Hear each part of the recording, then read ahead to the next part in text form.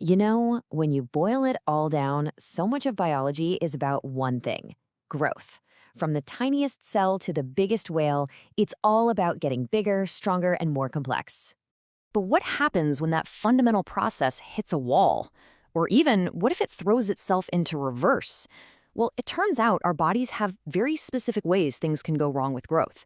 And to really get it, we need to understand three key ideas: atrophy, aplasia, and hypoplasia.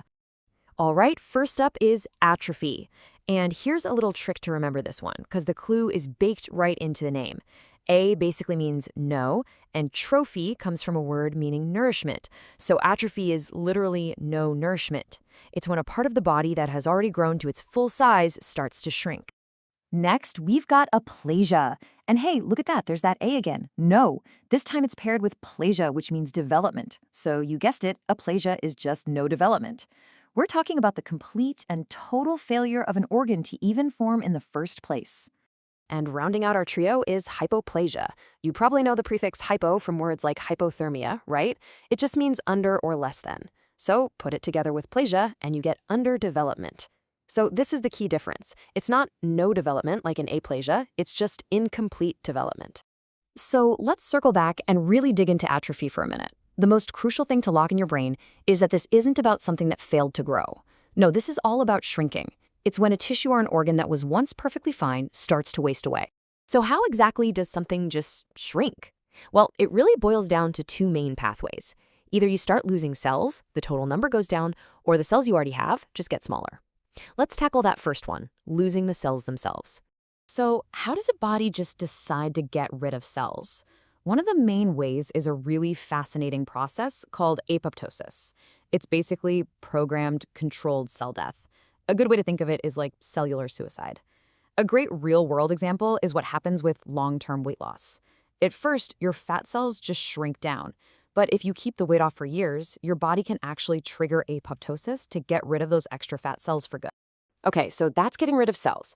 But what about the other option, where the cells themselves just get smaller? This one's a little more intricate, involving something called the ubiquitin pathway. Just picture a cell having its own internal scaffolding, right? A skeleton that gives it shape. When that cell is being starved or isn't being used, a protein called ubiquitin comes along and slaps a for demolition tag on pieces of that skeleton. Then more tags pile on, and this complex called a proteasome shows up like a wrecking crew, destroys the tagged parts, and the whole cell just kind of deflates. And it doesn't even stop with the skeleton. The cell starts cleaning house, getting rid of any internal machinery it doesn't absolutely need. These components, called organelles, get bundled up in a membrane, and then, boom, digestive enzymes are sent in to tear them apart. It's pretty brutal. The source material described it as being sent off to the firing squad. Yikes. The crazy thing is, you've probably experienced atrophy yourself. Ever been stuck in bed sick for a few days and then feel all weak when you stand up? That's reversible muscle atrophy. Of course, it can also be far more severe, like the terrible muscle wasting you see in diseases like cancer. But get this, sometimes it's completely normal and even necessary. Your thymus gland, for example, is huge and super important when you're a kid, but it's supposed to shrink away as you get older. Okay, so that covers atrophy. Now let's shift gears to aplasia and hypoplasia. The huge difference here is timing. While atrophy happens to a body part that's already fully formed, these two were about things going wrong way, way back, during embryonic development. We're talking before birth. So what separates these two? It all comes down to something called precursor cells. You can think of them as the starter kit for building an organ. With aplasia, that starter kit is just gone. The cells are totally absent, so the organ never gets built. It's pretty severe.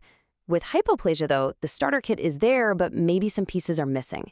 You just don't have enough of those precursor cells. So you get an organ, but it's undersized or not formed quite right. A really clear-cut example of aplasia is a condition called DeGeorge syndrome. A tiny piece of a chromosome gets deleted, and that missing bit of DNA just happens to contain the instructions for making the thymus precursor cells. So no instructions, no cells. No cells, no thymus. And without a thymus, a person's immune system is severely compromised. It's a perfect, tragic example of cause and effect. And for hypoplasia, a powerful example is optic nerve hypoplasia. In this case, not enough neurons develop to create a full-sized optic nerve connecting the eye to the brain. The nerve ends up being abnormally thin. And what's so fascinating here is that the outcome isn't all or nothing. It's a whole spectrum. Depending on just how many neurons actually manage to form, a person could have anything from near total blindness to almost completely normal vision. Okay, that was a lot to take in. So let's pull everything back together for one final breakdown. We've got shrinking, a complete failure to form, and an incomplete formation. Let's put them side by side to really lock in the differences. So, if you remember anything from this, let it be this. First, timing. Atrophy is acquired, it happens after you're mature. Aplasia and hypoplasia are congenital, happening during development. Second, the process. Atrophy is shrinking, aplasia is a complete failure to form, and hypoplasia is incomplete formation. And finally, the cause. Atrophy is about disuse or nourishment. The other two, it all comes back to those precursor cells. Either they're totally absent or there just aren't enough of them.